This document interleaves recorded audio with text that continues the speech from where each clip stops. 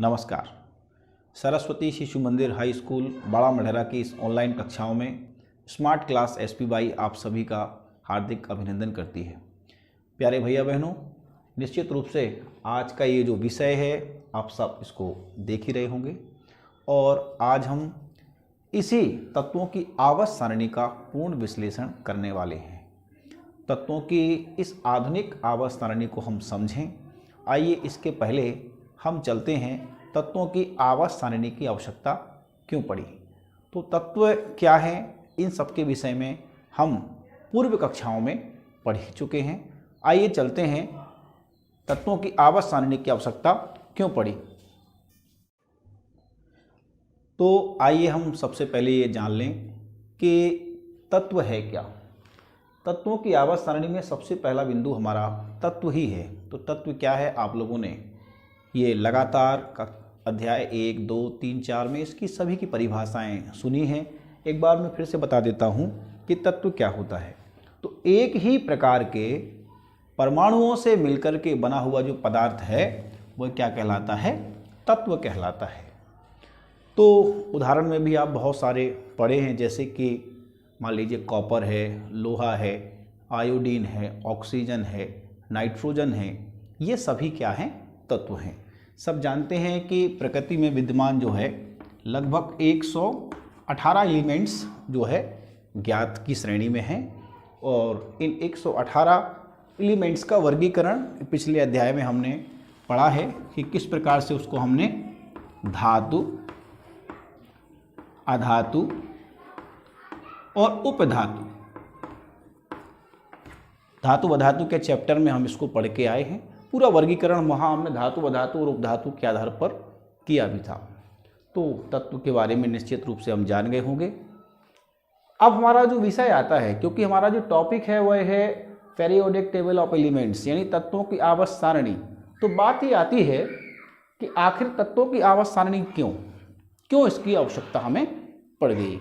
तो इसके विषय में हम अपने दैनिक व्यवहारिक जीवन में बहुत सारी चीज़ें ऐसी देखते हैं। जैसे मान लीजिए आप लाइब्रेरी जाते हैं या पुस्तकालय में जाते हैं और आप अपनी लाइब्रेरी में देखते हैं कि सारी पुस्तकें जो है वहाँ पर विधिवत एक एक रैक में पुस्तक का क्रमांक और पुस्तक की संख्या विषयवार पुस्तकें जो है वहाँ पर लगी हुई होती हैं।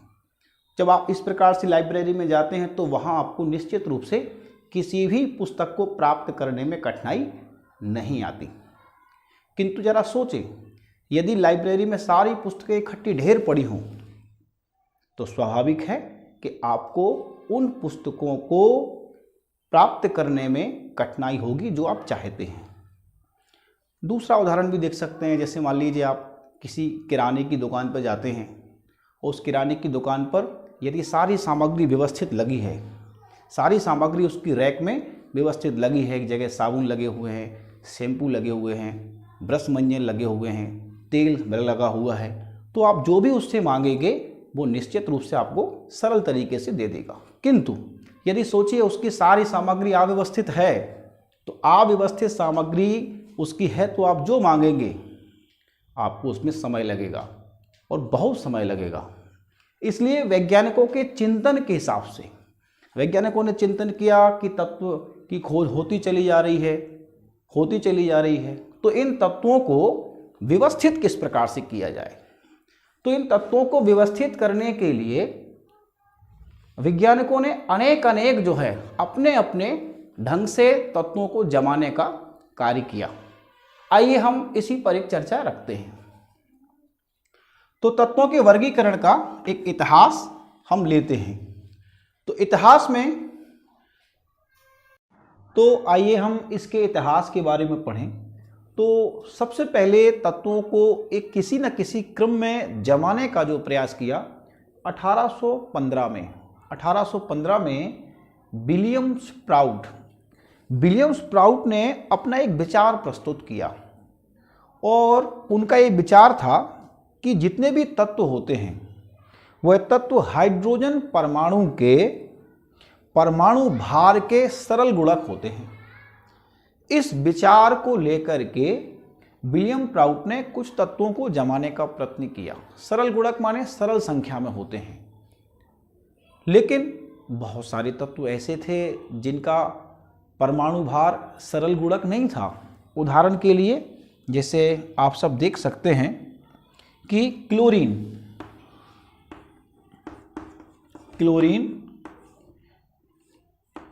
जिसका परमाणु भार जो है 35.5 था, ये सरल गुणक संख्या नहीं है। ऐसे बहुत सारी सिचुएशंस थी जिस कारण से प्राउड की कल्पना यहाँ पर सफल नहीं हो सकी। और आगे 1829 में वुल्फगांग डोबेराइनर का एक त्रिक आया। वुल्फगांग डोबेराइनर ने एक त्रिक बनाया। इनके अनुसार ये मानते थे कि समान गुण वाले तीन तत्वों का इन्होंने एक ग्रुप बनाया। जैसे मान लीजिए समान गुण वाले कोई भी 3 तत्व हैं, मान लीजिए ए, बी और सी, ये 3 समान गुण वाले कोई तत्व हैं। तो 3 समान गुण वाले तत्वों के बीच में इन्होंने इस प्रकार से अपना प्रस्तुतिकरण दिया कि पहले और तीसरे जो तत्व हैं, इन दोनों का जो औसत होता है, यानी कि A + C/2, इन दोनों का जो औसत होगा वह औसत जो मान आएगा वो बीच के परमाणु के भार के बराबर होगा। ऐसा कुछ इन्होंने इसमें जमाने का प्रयत्न किया। तो इसमें जैसे उन्होंने कोबाल्ट है और इसके बाद में स्ट्रेटियम है, बेरियम है, लिथियम है, सोडियम है, पोटेशियम है। एक उदाहरण देख सकते हैं आप, जैसे मान लीजिए उन्होंने लिथियम और सोडियम और पोटेशियम। हम सब जानते हैं लिथियम का जो है परमाणु जो द्रव्यमान होता है वह होता है कितना, 7। सोडियम का जो परमाणु द्रव्यमान होता है वह होता है 23 और पोटेशियम का जो परमाणु द्रव्यमान था वह था 39। यदि आप इसका और इसका इन दोनों का औसत निकालें, पहले और तीसरे का, यानी कि 7 + 39/2, तो निश्चित रूप से इनका जो योग आएगा वो आप जानते हैं 46 आएगा। 46/2 यानी कि कितना, 23। तो जो 23 आएगा, 23 आएगा, वह बीच के परमाणु का परमाणु भार होगा, यानी सोडियम का। तो ऐसे उन्होंने कुछ त्रिक देने का प्रयत्न किया, लेकिन डोबेराइनर का त्रिक जो है ये कुछ ही तत्वों पर लागू हो रहा था, सभी तत्वों पर लागू नहीं हो रहा था। इसके कारण से डोबेराइनर का जो त्रिक की परिकल्पना थी, तो इस प्रकार से डोबेराइनर का जो त्रिक है ये फेल हो गया। डोबेराइनर का त्रिक फेल हुआ तो फिर 1863 में न्यूलैंड का एक अष्टक नियम आया। न्यूलैंड ने तत्वों को उनके बढ़ते हुए परमाणु भार के अनुसार व्यवस्थित करने का कार्य किया। उदाहरण के लिए जैसे मान लीजिए इस प्रकार से उन्होंने तत्वों को लगाने का प्रयत्न किया।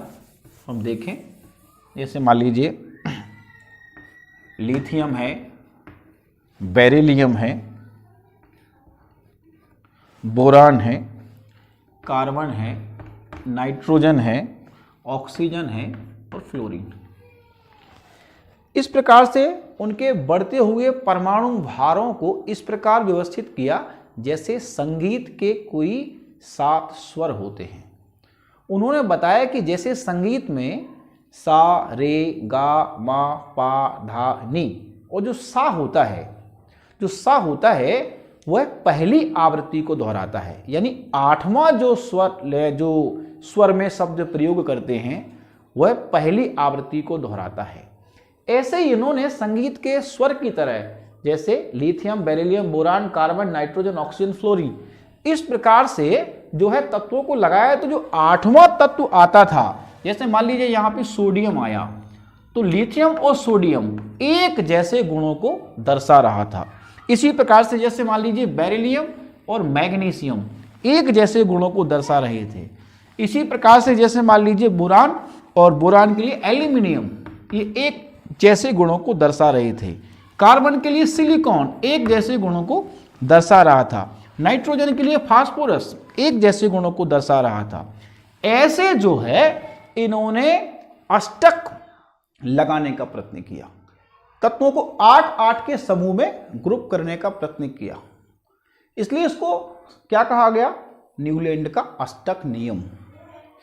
न्यूलैंड उस समय जानते थे, जब उन्होंने वास्तव में ये प्रयोग किया तो लगभग जो है प्रकृति में 56-57 के लगभग तत्व ही ज्ञात थे, और उनका ऐसा मानना भी था कि शायद इसके बाद जो है नए तत्वों को खोजा नहीं जाएगा। पश्चात जब नए तत्वों को नहीं खोजा जाएगा, स्वाभाविक सी बात है, तो उन्होंने कुछ तत्वों को इस प्रकार से लगाने का प्रयत्न किया, लेकिन तत्व खोजे गए और न्यूलैंड का अष्टक नियम भी यहाँ पर फेल हो गया। पश्चात जो है 1869 में एक और वैज्ञानिक आए, लोथर मेयर। लोथर मेयर ने अपने एक वक्र के माध्यम से, वक्र आप जानते हैं कि जिस प्रकार से कोई ग्राफी वक्र होता है, इस प्रकार से एक वक्र के माध्यम से तत्वों को जमाने का एक प्रयत्न किया, और उन्होंने तत्वों के परमाणु भार, उनके आयतन के मध्य में एक ग्राफ खींचा। उस ग्राफ में उन्होंने समान गुण वाले तत्व जितने थे वो वक्र में समान स्थान पर रखे। जो क्षार धातुएं थी वक्र में ऊंचे स्थान पर, यानी उच्चतम स्थान दिया।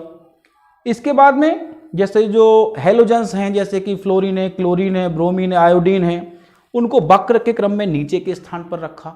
ऐसे तमाम कोशिशें जो है लोथर मेयर ने अपने वक्र में की, लेकिन लोथर मेयर का वक्र भी यहाँ पर फेल हो गया। विभिन्न संदर्भों में 1869 में मैंडलीव की आवर्त सारणी 18 कॉलम वाली आई। तो आइए सबसे पहले हम ये जान लेते हैं कि आवर्त सारणी होती क्या है। तो तत्वों को वर्गीकृत करने का एक ऐसा चार्ट, तत्व को क्या करना है? वर्गीकृत करना है, अलग अलग रखना है, व्यवस्थित रखना है। एक ऐसा चार्ट जिसमें सभी तत्वों को क्रमबद्ध तरीके से रखा जाता है, यानी उनको एक ऐसे क्रम में रखा जाता है कि एक समान गुण वाले हों, धात्विक गुण वाले हों, अधात्विक गुण वाले हों, अक्रिय गैसों वाले हों। ऐसे एक व्यवस्थित क्रम में लगाने का जो प्रयत्न किया वो सबसे पहले मेंडलीव ने किया। तो जिसमें सभी तत्वों को क्रमबद्ध तरीके से रखा जाता है, वास्तव में उसको ही कहते हैं हम आवर्त सारणी। तो पहली बार किसी वैज्ञानिक ने आवर्त सारणी का प्रयोग किया, और इस आवर्त सारणी को बनाने के पीछे इन्होंने सबसे मूल जो विषय चुना वह चुना परमाणु द्रव्यमान, यानी कि एटॉमिक मास, परमाणु का द्रव्यमान। उनका कहना था कि तत्वों के भौतिक और जो रासायनिक गुण होते हैं, भौतिक और रासायनिक गुण आपको बताने की आवश्यकता नहीं है, आप लोग पढ़ चुके हैं। भौतिक और रासायनिक गुण जो होते हैं उनके परमाणु द्रव्यमान के आवर्ती फलन होते हैं, ऐसा मेंडलीव के एक कथन दिया। इस कथन के आधार पर उन्होंने अपनी एक आवर्त सारणी तैयार की।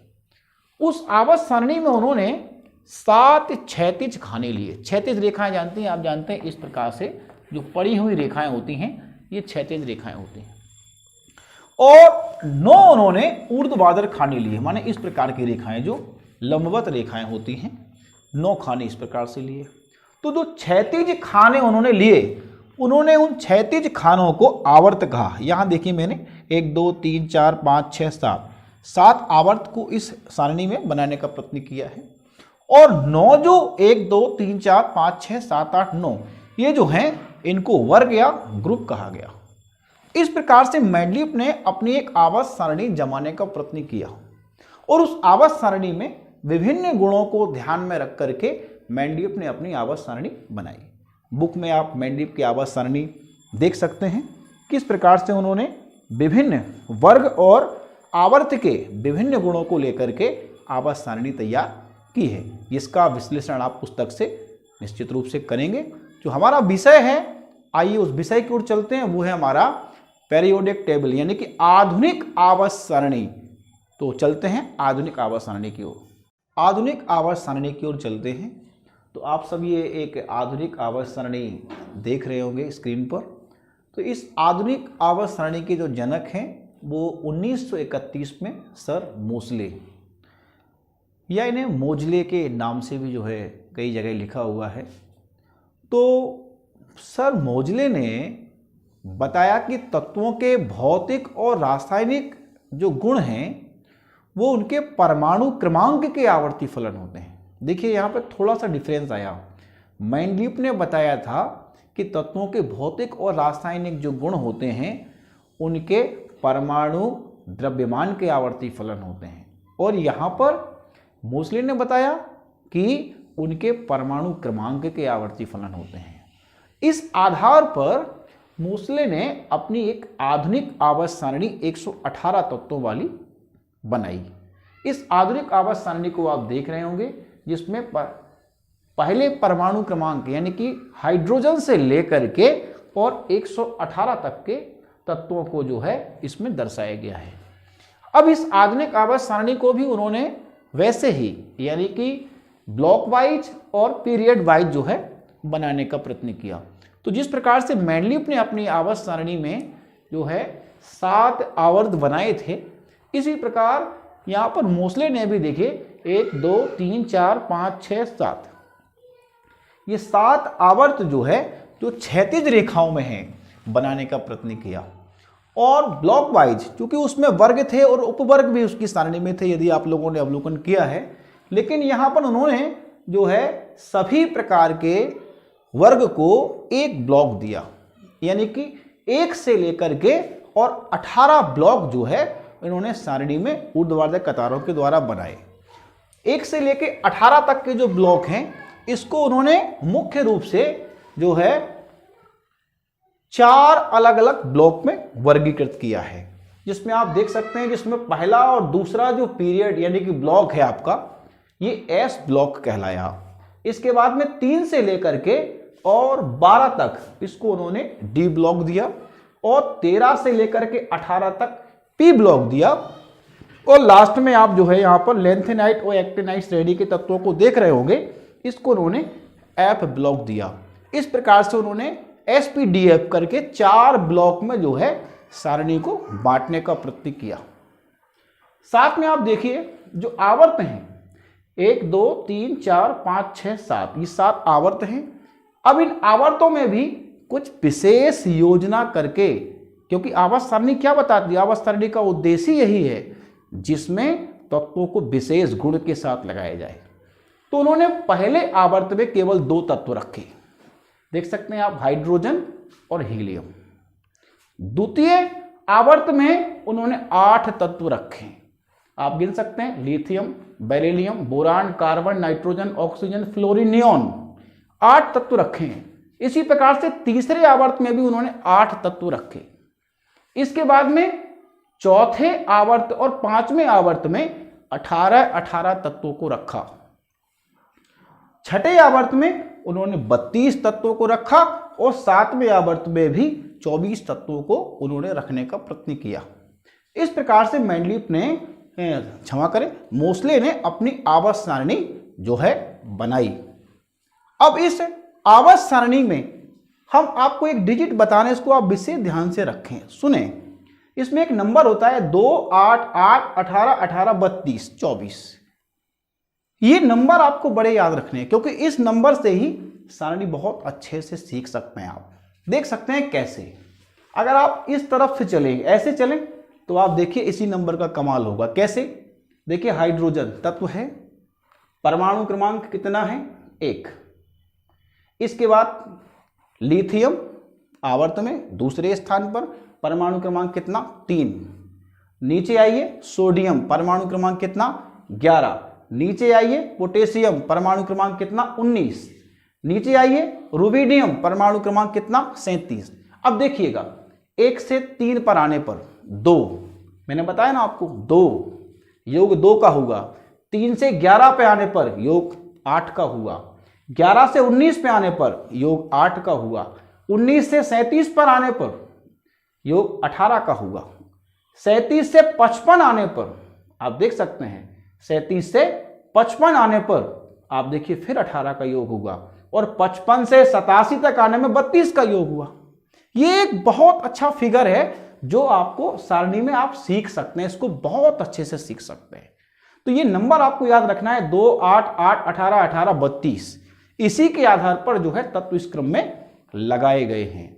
साथ में तत्वों की आवर्त सारणी का जितना आप अवलोकन करें उतना कम। तो जो हमारा देखिए एस ब्लॉक है, ये पहला और दूसरा, इस एस ब्लॉक को जो है प्रारूपी या प्रतिनिधि तत्व कहा गया है।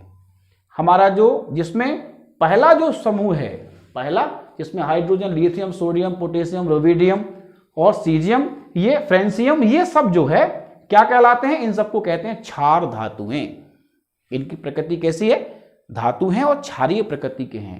क्रमांक 2 जो दूसरा क्रम है जिसमें बेरिलियम, मैग्नीशियम, कैल्शियम, स्ट्रेडियम, बेरियम और रेडियम, ये सब जो है ये कहलाते हैं क्षारीय मृदा धातुएं। इसी प्रकार से आप देख रहे हैं आगे जो पी ब्लॉक है हमारा, सबसे लास्ट में आप देख रहे हैं 13 से लेकर के 18 तक।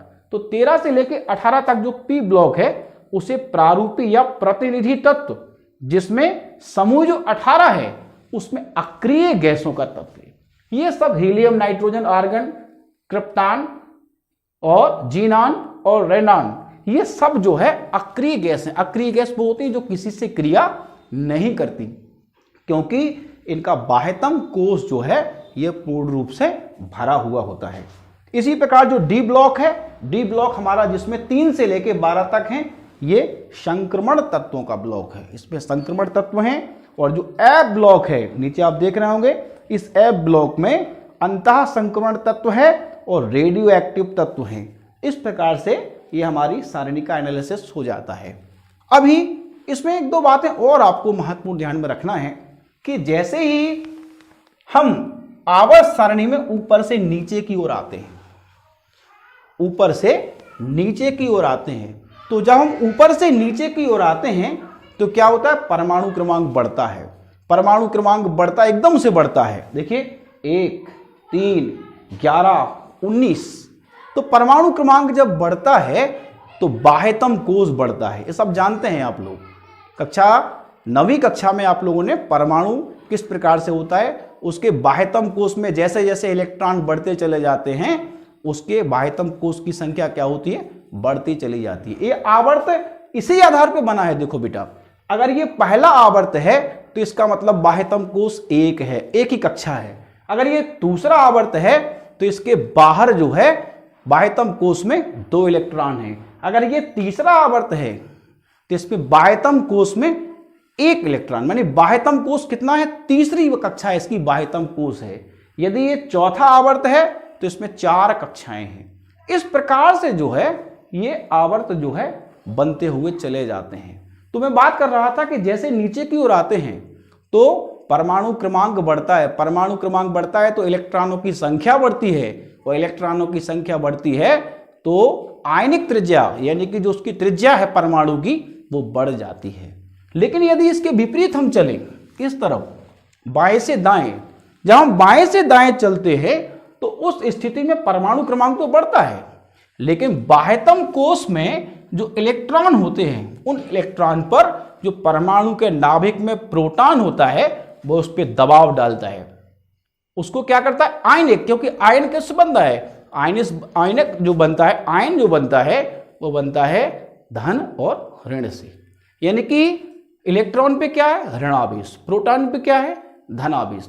तो जो प्रोटॉन है वो अपने इलेक्ट्रॉन को नहीं खोना चाहता है, इसलिए वो इलेक्ट्रॉन पे दबाव डालता है, प्रेशर डालता है, उसको अपनी ओर खींचना चाहता है, जिसके कारण उसकी परमाणु की त्रिज्या पे दबाव आता है। परिणाम स्वरूप आयनिक त्रिज्या घट जाती है। अर्थात जब हम बाएं से दाएं जाएं तो परमाणु त्रिज्या का आकार छोटा होता है, जब हम ऊपर से नीचे आते हैं तो परमाणु त्रिज्या का आकार बढ़ जाता है। इस प्रकार से बहुत सारी चीजें इस आवर्त सारणी में आपके लिए पढ़ने के लिए हैं। यदि आप इसको 3 महीने भी लगातार पढ़ते रहें तब भी इसका एनालिसिस पूरा नहीं होता है। फिर भी आप इस आवर्त सारणी को बहुत ध्यान से सीखें, समझें। कम से कम 40-50 तक के तत्व तो आपको सीधे याद होना चाहिए। इसका कोई शॉर्ट फॉर्मूला बेटा है नहीं है। कई सारे वीडियोस आप देखते हैं जिसमें वो तरह तरह की बातें कह के आपको बता देते हैं कि ये गाना गा के या कुछ करके तरीके हो सकते हैं, लेकिन मैं जहाँ तक मानता हूँ जब तक आप पूरी सारणी का एनालिसिस नहीं करेंगे, उसको नहीं समझेंगे, तब तक ये सारणी आपकी समझ में आएगी नहीं। निश्चित रूप से ये सब जो मैंने आपको पढ़ाया है ये आपको समझ में आया होगा। आप सबसे हमारा विशेष आग्रह है कि इसको 1-2 बार बार करके इसको देखें, और जो बात नहीं समझ में आई है वो आप हमसे पूछ सकते हैं। आप सब ने इस वीडियो को देखा, इसके लिए आप सभी का धन्यवाद।